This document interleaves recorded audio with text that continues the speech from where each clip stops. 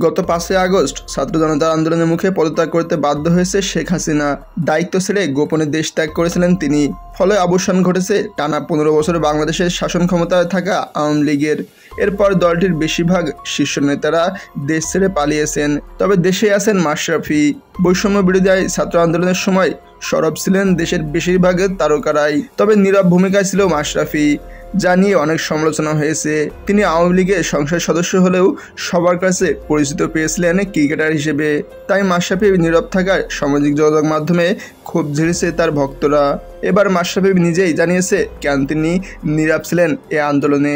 দেশের একটি online news প্রোটোকলকে দেওয়া সাক্ষাৎকারে আজ তিনি বলেন, এখন আসলে এসব কথা উত্তর বা ব্যাখ্যা দেওয়ার অর্থ নেই। যদি সরাসরি বলি তাহলে অবশ্যই আমি পুরোপুরি ব্যর্থ হয়েছি অনেকে মানুষের প্রত্যাশা পূরণ করতে।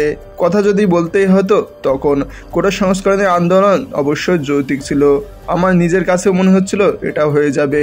তবে সবাই যখন চাচ্ছিল যে আমি কিছু একটা বলি বা স্ট্যাটাস দিই ফেসবুকে, ততক্ষণে আসলে সবকিছু এত দ্রুত হচ্ছিল।